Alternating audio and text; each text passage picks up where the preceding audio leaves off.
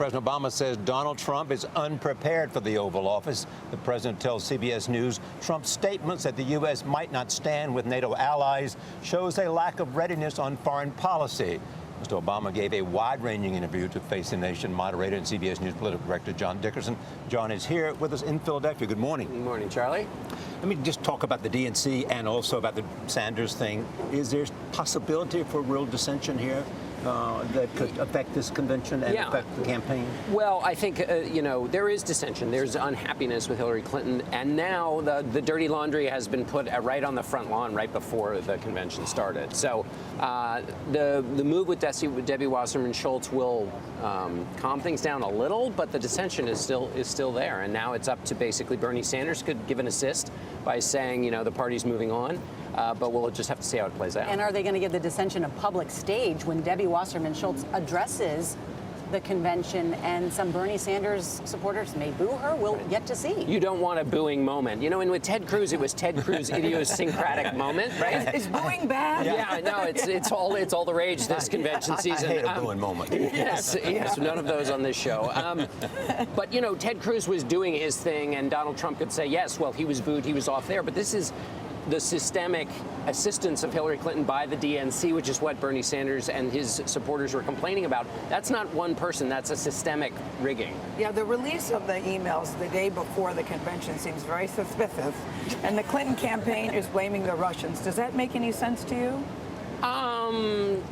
Well, as a political tactic or as a, as a common sense or as an ability to hack. Yeah. Well, they've been trying to hang Donald Trump has an affection for Putin that they have been highlighting for weeks, and so this is just the latest in that. I don't know whether there's any actual evidence of this, but it seems in fitting with a tactic they've been going for a while. Your interview with President Obama, he went out of his way to praise President George H.W. Bush as one of the most underrated presidents we have had. He called George W. Bush a good man. We saw, too, in the Scott Pelley interview on 60 Minutes, Hillary Clinton being complimentary, an effort to reach across the aisle. Absolutely, and a way to show distinction with the Republican convention. They think that was all about negativity. There was no question of togetherness. And Tim Kaine also praised Speaker Ryan. So they've all got their favorite Republicans now, and it's an attempt to show a kind of cooperation as both because they think voters want that, but also in opposition to what they heard from the Republicans. You get the impression that the president is rearing to go, that he really wants to get out there and make the case because he's offended by what some of the Republicans are saying. Well, there are two reasons. One, Donald Trump was the chief birther in America who suggested the president was not a legitimate president because he was not born in America. That's personal. Secondly, the president believes in the policies that he put forward and thinks Hillary Clinton is the best one to protect those. And he also thinks there's, as he talks about, passing the baton.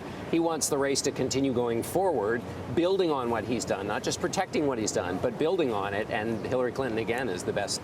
And he can make a difference.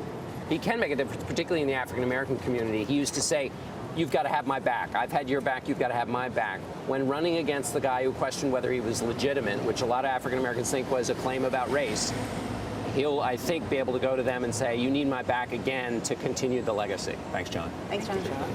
CBS News will bring you special coverage from the convention tonight at 10/9 Central, and you can find nonstop coverage all day on our streaming news network, CBSN.